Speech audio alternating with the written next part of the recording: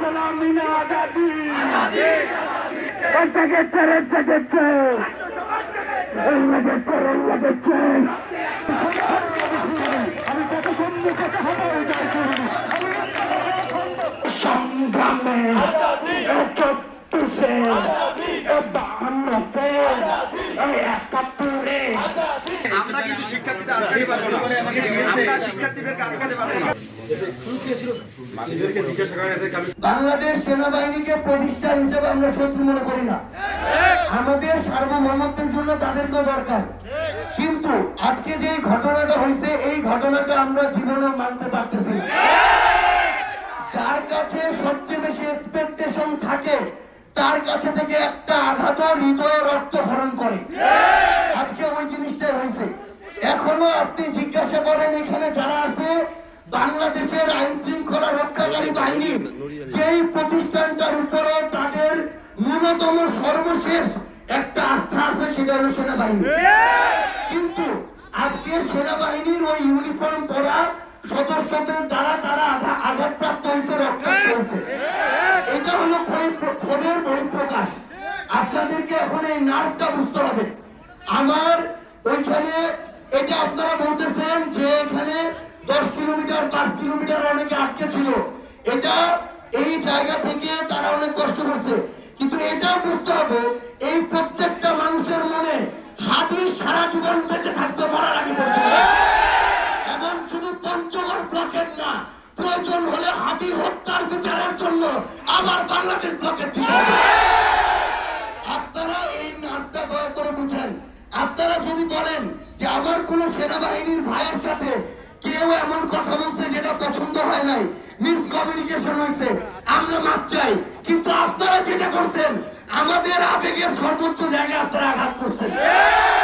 অন্য কোনো একটা আন্দোলনে আপনারা যদি এভাবে আঘাত করতেন, এই রিঅ্যাকশন দেখতেন না। আজকে এখানে যারা আছে সব মানুষগুলা দলীয় পরিচয়ের মধ্যে সীমাবদ্ধ না। এই মানুষগুলা রাতের বেলা এখানে নেমে আসছে কারণ এই বিষয়টা ওসমান হাদি সম্পর্কিত।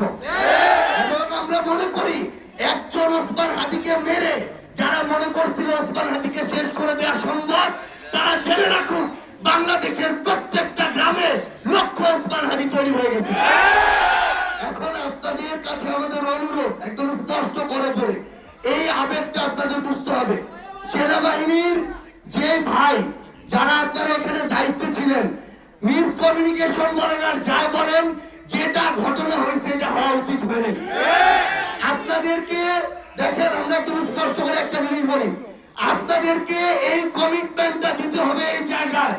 আপনারা প্রথমে এটা স্বীকার করে নিতে হবে যেটা করছেন সেটা করা উচিত হয়নি। এটা স্বীকার যদি না করা হয়, কারো কলিজা ঠান্ডা করা সম্ভব না।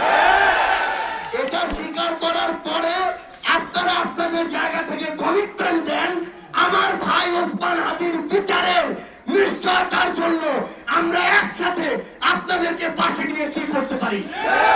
জেলা প্রশাসন সহযোগিতা করেন, হাজার হাজার ছাত্র জনতা এই পঞ্চগড়ের রাস্তায় নামবে, 63 জেলা তাকায় দেখবে যে ওসমান হাদির বিচারের জন্য কি করা উচিত। আমাদের বাংলাদেশ সেনাবাহিনীর প্রতিটা সদস্যের মনের মধ্যে যে আস্থাটা আপনাদের মধ্যে আছে, সেই আস্থাটা আমাদের মধ্যেও আছে। আমরা শেষ লক্ষ্য হলো আপনাদেরকে সাহায্য সহযোগিতা করে যাব।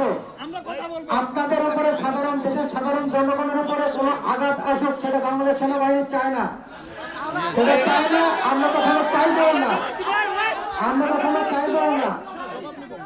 আমরা 2024-এ জুলাই অভ্যুত্থানে যারা শহীদ হয়েছে তাদের সম্মান রক্ষার্থে, তাদের আত্মার সম্মান রক্ষার্থে এই দেশটাকে আমরা ধরে রাখছি এবং আমরা ধরে রাখবো। আপনারা এতদিন আন্দোলন করেছেন, সেনাবাহিনী কিছু বলেছে? আপনারা বলেন, কিছু বলেছে? কেন বলে নাই? কারণ আপনারা মার্চের কথাটা ভুল করলেন। এখানে কারোর উপরে কোনো লাঠিচার্জ করা হয় নাই। আমি সেনাবাহিনীর ঊর্ধ্বতন কর্মকর্তাদের সাথে কথা বলেছি, তারাও বলেছেন যে তাদেরকে রাস্তা থেকে আমরা সরিয়ে দিয়েছি। এখন এখানে আসলাম, তাদের সাথে কথা বললাম, তারা বলেছেন যে আমাদের উপর লাঠিচার্জ করা হয়েছে।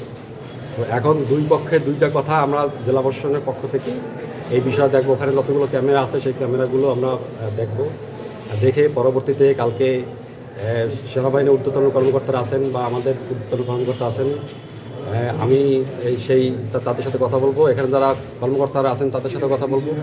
যেহেতু একটা ঘটনা ঘটে গেছে, হয়তো যে কোনোভাবে এটা একটা সমাধান বের করতে হবে।